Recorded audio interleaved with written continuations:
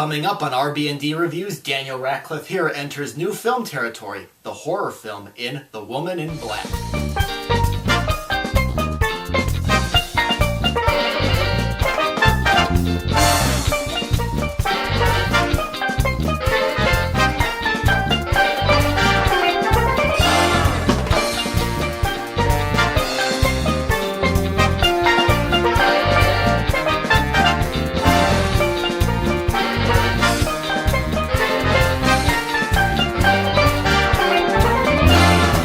If we open the door to superstition, where does that lead?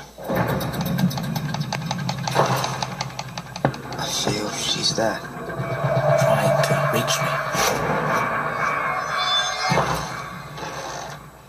Hello, I'm Rob, and thanks for checking out this channel. Now, for the last 3 years that I've been reviewing movies on YouTube, the genre that I really don't look forward to seeing is horror, because I feel that most horror movies that I see now are just really not that scary. It's like the classic ones from like the 1920s or 30s, for example, and Brendan, who is a big horror enthusiast and is also the co-founder of this channel, told me that he thinks that the horror genre is pretty much a dead, thing, but The Woman in Black is probably the scariest movie that I have seen in the theater this whole time. In this movie, Daniel Radcliffe plays lawyer Arthur Kipps in the late 1890s, who is sent to this old house on the edge of a quiet and kind of creepy town.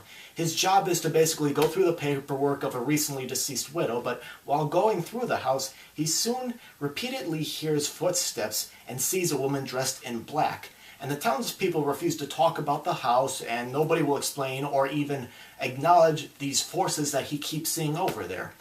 What really made The Woman in Black a very successful horror movie, in my opinion, is that it does not just focus on trying to scare us. The film sets out to create chills and suspense, which gave me a sort of uneasy presence throughout.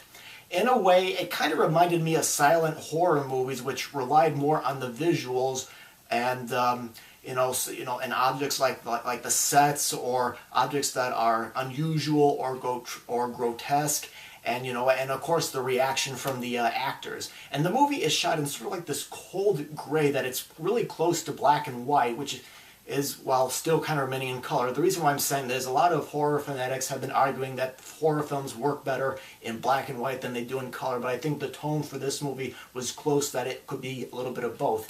And it's been ages since horror has been done in black and white, and interestingly, the film does not necessarily rely on dialogue in order to move the story along. It's there, but that's not the thing that the movie relies on. And in addition to the visuals, the movie takes advantage of the surround sound to help kind of put the audience at ease. For example, in one scene, Radcliffe's character is in one room, and then there's this sound that I heard that was like it was on the other side of the house, and was coming out of a speaker way back here. It really takes advantage of the surround sound system, like I said.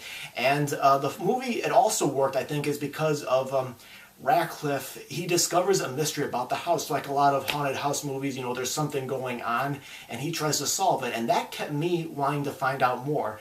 And the film does raise questions for the audience that I don't think a lot of horror movies lately have been doing. They ask you to think about stuff like whether spirituality is just a dark age thought, and it's not something that we don't need anymore, or is it real? It keeps the audience open for interpretation for them.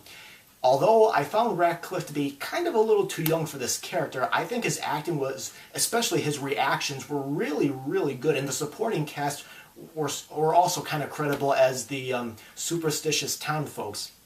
Now, this movie is based off of a book by Susan Hill, and it was first made into a TV movie in 1989 starring Adrian Rawlings, who played Harry Potter's father. What a coincidence.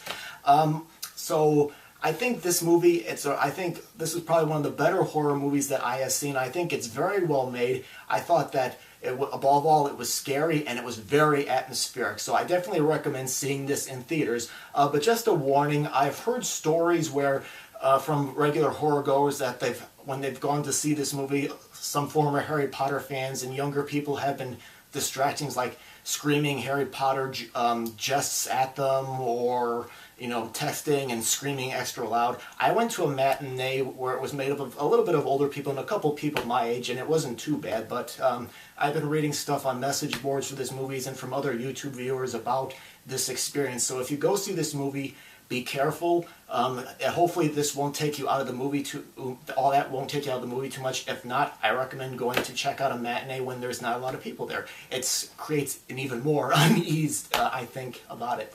So that's my review of The Woman in Black, and if you've seen it, tell me what you thought about it. And thank you very much for watching, and I hope